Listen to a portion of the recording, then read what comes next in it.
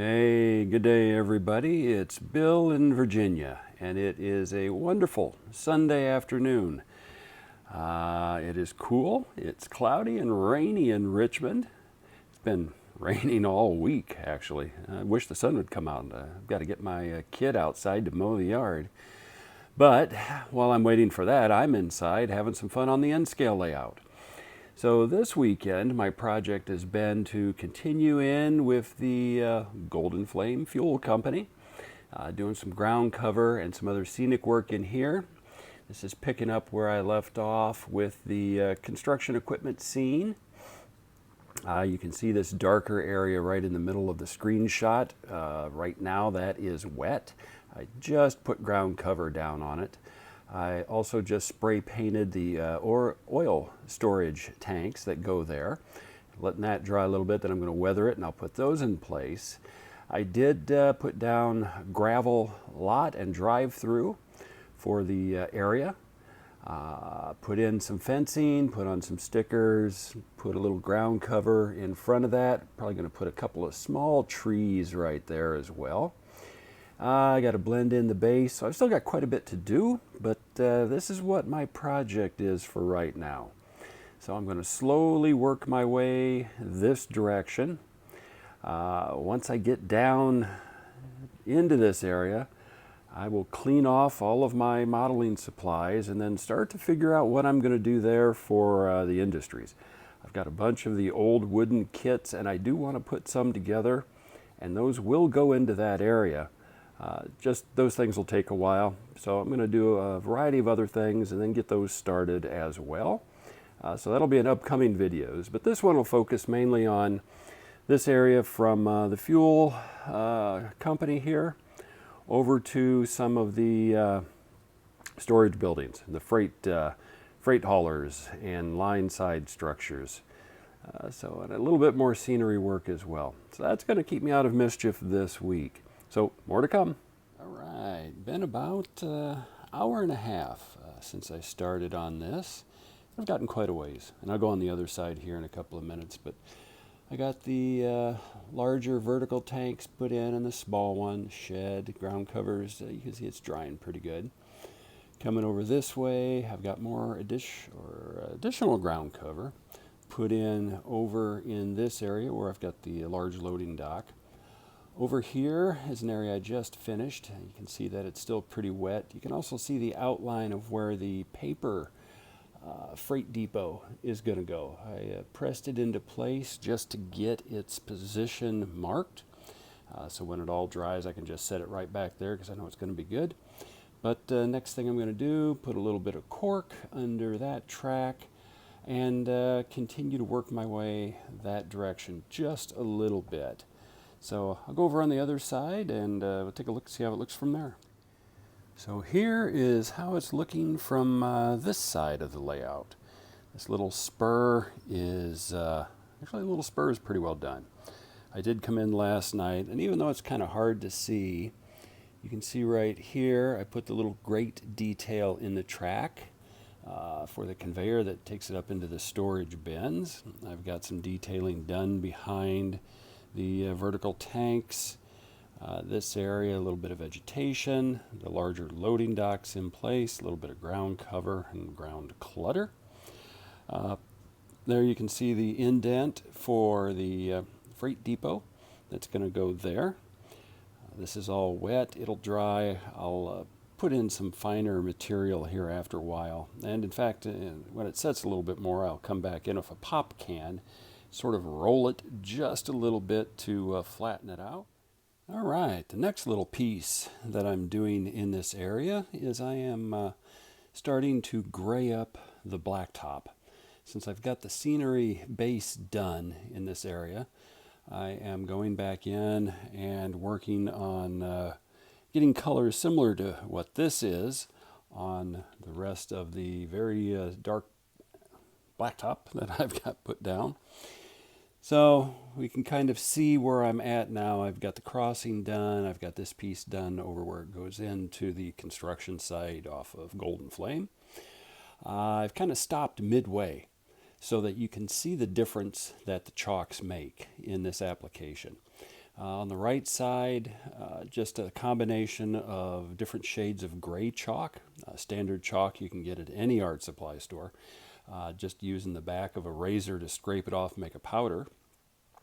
And then on the left, the original from the dark cinders that I used. You know, if you can get some grayish color cinders and put down, you know, you've got asphalt. You just kind of press it into place, smooth it a little bit as you're doing the construction, and you don't need to do the chalk step. But I didn't have the gray cinders, so I'm doing the chalk step.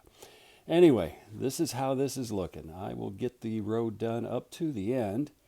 And then start doing some more, probably filling in a little bit down here. I've got some ballast work to do, and then some ground cover up to the end of the road, and I'll start working over here in and around that particular freight depot. Still got to do the stuff on the track like I talked about in the last segment, but making some progress, and it's just late Sunday afternoon. All right, chalking is done. At least for right now. There's always touch-up. But I got it down to the end of the road. You can see how it killed the that uniform darkness of the blacktop. And it now looks like it is a weathered asphalt. So this area now matches pretty well with this area here. So I've got a road that looks like it has been used. So off to do some more. Well, just about done for Sunday night. I'll do a slow pan. I've been in and out. We had some sunshine this afternoon and the yard got mowed. I supervised as my son cut it, but it's done. So I've got this area, well, not complete, but a lot more stuff done. So I've got the road up to here. I've got additional ballast in to the end of the road. Got a few more trees in along that particular ridge, and then the ballast terminates. So what I'll still do the rest of the week is I will take care of this area right in through here. I did take this, which was I think it was a Bachmann. That's like a diesel horn inside that you'd push a button. Nice looking building, but I cut off the base a little bit. Just so that I can get it to line up on the tracks, and it, I can do my scenery around it and blend it in a little bit easier. Got to do some touch-up painting on it, but I'll do that. All right, continuing on with scenery in this area of the layout. What I'm doing tonight, which is now Tuesday, is I'm adding a little blacktop parking lot to the National Freight Line's freight house. You can kind of see I've done some painting and weathering on it. Other angles will show that better. But I am going to put in blacktop using the cinder method that I've been doing before. So right now I've got my base of 50/50 white glue down, and it's in the area where I want it. Next step is simply sprinkle it on using a spoon. Get it where it doesn't really soak through much more anymore. Then I will let it sit, roll it a little bit, probably spray it with a little bit of rubbing alcohol if I need to put a top coat on, and we'll see what it is.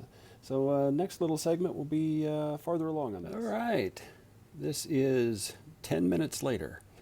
So I have the new blacktop area already sprinkled down on that glue. I've also put a little dilute white glue along the fence line, added some ground cover. I'll let that dry. The building is glued in place. For my buildings, I use mostly full strength white glue.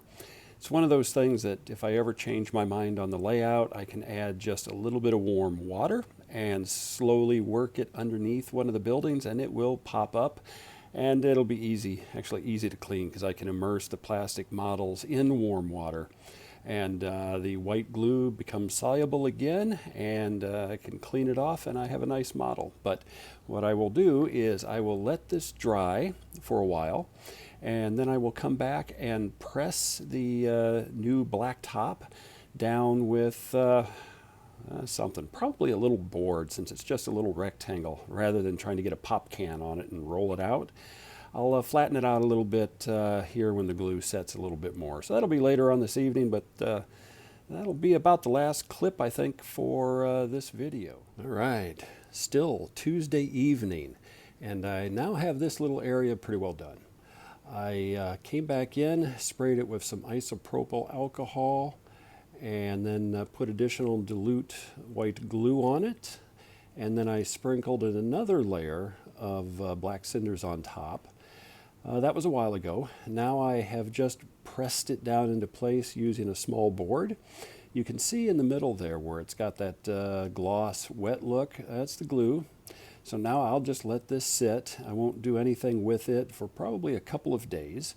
Let it get nice, firm. Let the glue completely dry so that it's a really hard surface. And then I will come back in with chalks and work it up. I'll make it probably even darker gray, or actually I should say lighter gray, than what I made the road to make it look like it's been there for a long time. So that one's looking pretty good. You can see I've got the building just setting in place over here for the paper loading dock area, that little distribution area. Things along the fence are done. I did put ballast along the tracks on that side. I haven't glued it in yet because I'll be starting to work over on other tracks here in the near future. So the next piece that I'm going to start to do is take everything off that you see piled up here for scenery, open that area up, start looking at kits that I still have to build and figuring out how I'm going to do that particular piece. That will be the start of the next video. One other thing that I'm doing is over here, I know what I'm going to do to this area between the two factories. I was originally going to put a gas station in there, but got thinking, you know what, there's not enough traffic to generate for a gas station to be there. And then I got thinking, well, you know, I put a parking lot in for the folks that are working at the engine area. I've got two factories which should have a lot more people working there than the railroad does. They need a place to park. So what I've done is I ordered some Quonset huts off eBay today, and I'm going to put probably one Quonset hut in that area. I'll make that a storage area with like materials for the factory or factories. And then the rest of it's going to be an employee parking lot. Maybe do another little blacktop parking area there. I've got a bunch of N-scale car kits that fit for the 1950s, and they will look perfectly at home there. So I got to have my workers in. Let's see, the last thing then on this video is the 1,000 subscriber contest, or I should say giveaway. We are getting real close. We are at 44 subscribers away from hitting the 1,000 mark. 2 weeks ago, I was 160 away. So, you know, this community is just fantastic in their response. You know, and I'm thankful for each and every one of you that subscribes. I really enjoy, you know, our hobby, and I enjoy sharing what I do and, you know, some of the tips and tricks of how I weather and, you know, how I make my models and everything that I'm doing here. So I'm just happy that I can share it with folks that are out there and hopefully give others some, you know, ideas for their own layouts. It's fun for me. It's been a blast since I got back into the hobby a couple of years ago after being an armchair modeler for probably 25 years. You know, this is fun. This is definitely relaxing. So that's it for now. Take care and keep having fun on your layouts. Until next time.